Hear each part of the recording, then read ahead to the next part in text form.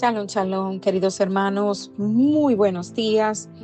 Iniciamos en esta semana el estudio de una nueva porción o parashá, Toldot o Toledot. Y esta porción traduce historia, generación, descendiente, memoria o crónica. Toldot es el plural de la palabra toldá. Y en esta ocasión veremos cómo el libro de Génesis nos relata la historia, o sea, Toledot o Toldot en hebreo, de Isaac y sus hijos Jacob y Esaú o Esaf. Y el relato comienza explicándonos el nacimiento de ambos, que desde el vientre de la madre nos está informando de un futuro conflicto entre ambos. Esaú, el hijo mayor, vende su progenitura a Jacob, y luego vemos cómo Isaac es un hombre dedicado a las cosas de la Torá. También veremos cómo Esaú se casa con mujeres que no son del pueblo de Israel, y vemos cómo Isaac bendice a Jacob en lugar de Esaú, y Jacob tiene que ser enviado a Amram para no ser muerto bajo la mano de su hermano y para casarse con la hija de uno de sus parientes.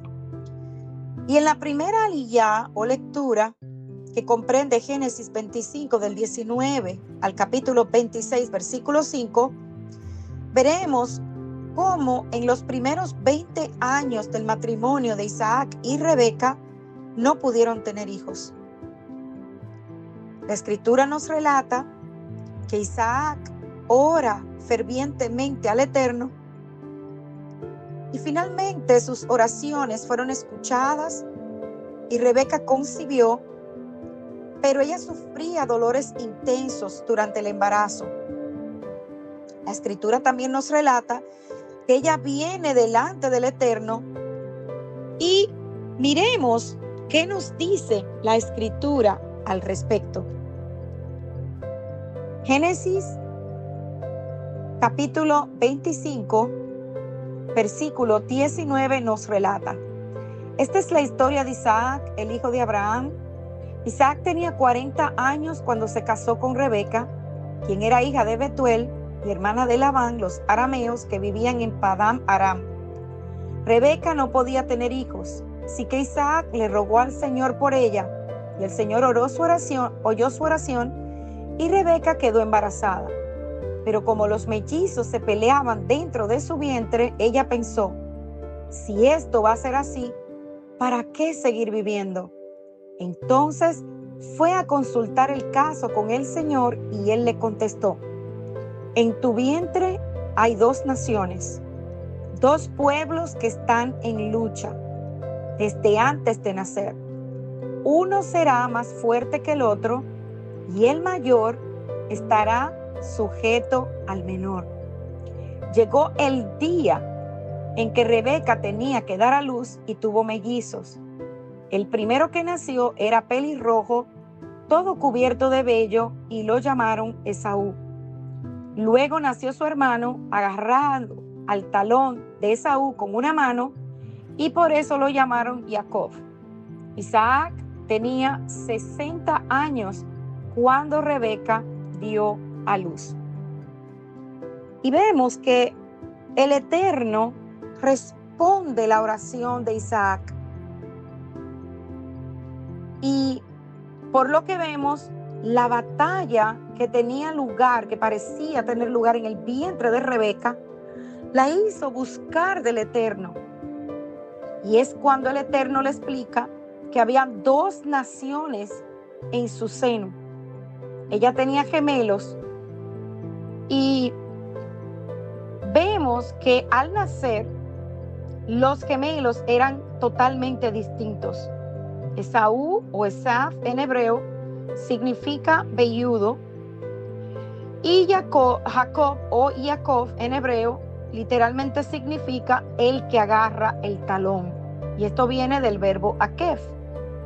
Ellos eran gemelos, pero no idénticos. Eran muy diferentes, y no solamente físicamente, sino también en personalidad, carácter y visión de la vida. Al ellos ir creciendo, podemos observar que a Esaú le gustaba el campo, mientras que Jacob prefería quedarse en casa con su madre. Uno era el favorito de Isaac y el otro el favorito de Rebeca. Génesis 25 del 27 al 28 nos cuenta que los niños crecieron y Esaú llegó a ser diestro cazador o hombre del campo, pero Jacob era hombre pacífico que habitaba en tiendas. Isaac amaba a Esaú porque le gustaba la caza, pero Rebeca amaba a Jacob. Entonces, la diferencia entre estos hermanos era muy grande y tenía que ver con la vida espiritual. Esaú era un hombre carnal, interesado en la vida terrenal. Por el contrario, Jacob era un hombre espiritual. Y en hebreo dice que era completo, íntegro, puro, perfecto. El término que habitaba en tiendas, el que se habla aquí de Jacob, lo que quiere decir es que era una persona que pasaba tiempo en casa estudiando la Torá. La lucha entre Jacob y Esaú, que comenzó en el vientre materno, seguiría durante toda la vida. Y este conflicto es una imagen del conflicto que tenemos nosotros, los creyentes, de la lucha entre la carne y el espíritu. Es una lucha con la que vivimos toda la vida, y Esaú representa eso, la carnalidad, la obra de la carne. Jacob, la espiritualidad, la obra del espíritu. La carne parecería llevar la ventaja, pero el orden divino es que el espíritu esté por encima y sujete la carne. Una persona espiritual sacrifica el placer inmediato por un beneficio mayor a largo plazo. Luego vemos que en el capítulo 25, versículo 27, nos relata que un día que Jacob estaba cocinando, Esaú regresó muy cansado del campo y le dijo: por favor, dame un poco de ese guiso rojo que tienes ahí, porque me muero de hambre. Por eso a Esaú también se le conoce como Edom. Primero dame a cambio tus derechos de hijo mayor, contestó Jacob.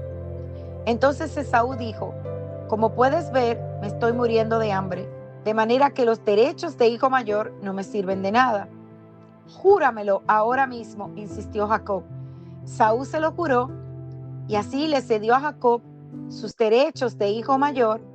Entonces Jacob le dio a Esaú pan y guiso de lentejas. Cuando Esaú terminó de comer y beber, se levantó y se fue sin dar ninguna importancia a sus derechos de hijo mayor. La diferencia entre Jacob y Esaú se hace manifiesta en su interés por la primogenitura.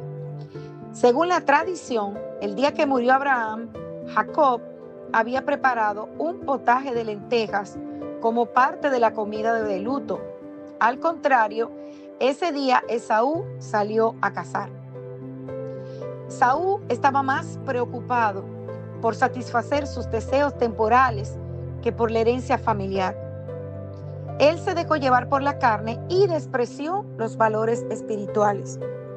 Al contrario, Jacob anhelaba la primogenitura.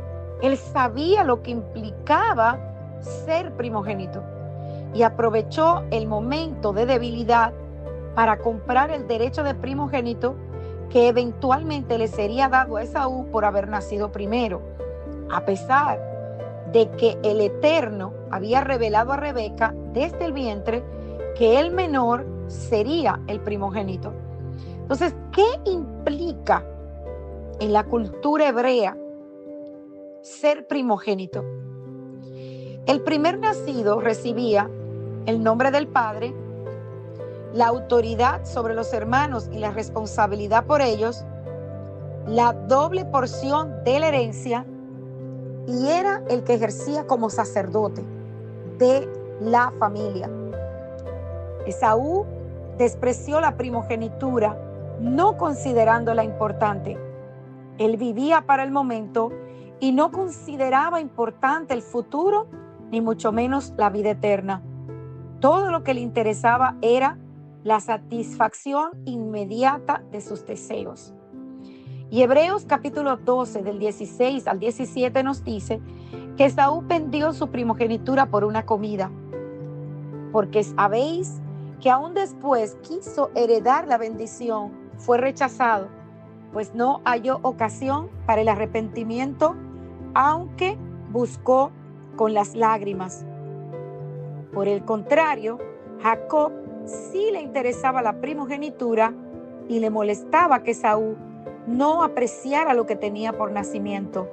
Por lo tanto, aprovechó el momento para comprar ese deseo. Vemos aquí, hermanos, que cuando una persona no aprecia las cosas que tenemos y que nuestra herencia espiritual, lo que recibimos del Eterno, maldición viene a su vida. Esaú pensó que engañaría a Jacob al decirle desinteresadamente: tómala, me estoy muriendo, ¿de qué eso me va a servir? Pero lo que él no sabía es que al entregar la primogenitura, al menospreciar la primogenitura, estaba revelando su carácter como fornicario y profano. Y aquí se nos muestra que el Eterno tenía toda la razón cuando escogió a Jacob en vez de Esaú para llevar la primogenitura, aunque Jacob era el menor. Hermanos, la primogenitura que es elegida por el Eterno no viene por orden de nacimiento. Viene porque el Eterno puede ver más allá de lo que nosotros vemos. El Eterno ve el corazón. Y el Eterno sabía que Jacob apreciaría los derechos de primogénito. Y Efesios 1, 3, 14 nos muestra un tesoro de riquezas que son nuestras por nuestra primogenitura en Yeshua. Dice: toda bendición espiritual, la bendición de ser escogidos en Yeshua, la adopción en la familia del Eterno, la aceptación del Eterno en Yeshua, la redención de nuestra esclavitud del pecado, el perdón verdadero y total, las riquezas de la gracia de Dios, la revelación y el conocimiento del misterio de la voluntad de Dios, una herencia eterna, la garantía de que el Espíritu Santo o el Ruach HaKodesh está morando en nosotros ahora mismo. Muchos hermanos descuidan o intercambian este derecho de nacimiento por entretenimientos banales, baratos, popularidad momentánea o placeres pasajeros. Pero el verdadero Hijo del Eterno, aquel que aprecia la primogenitura en Yeshua, se agarra de las promesas y vive su vida de acuerdo a lo que nos pide el Eterno en su palabra. Shalom, shalom.